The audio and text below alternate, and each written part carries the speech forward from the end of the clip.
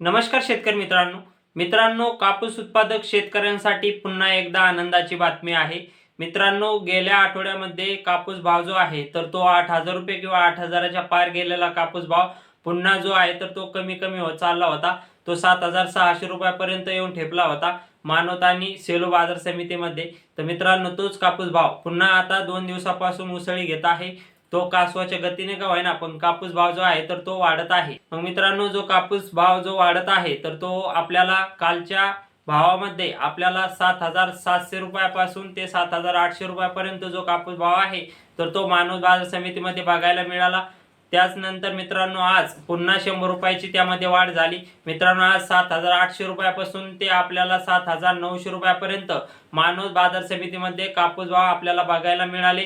त्याचबरोबर जे सेलू बाजार समिती आहे तर आपल्याला 7,700 रुपयापासून ते आपल्याला 7,865 रुपयापर्यंत जे बाजार भाव आहे तर ते आपल्याला सेलू बाजार समितीमध्ये बघायला मिळालेले आहे। त्यामुळे मित्रांनो, आता पुन्हा कापूस आहे तर तो कासवाच्या गतीने वाढायला सुरुवात झालेली आहे।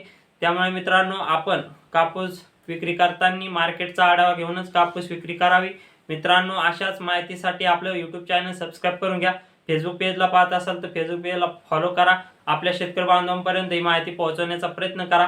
तर मित्रांनो, धन्यवाद। जय जवान जय किसान।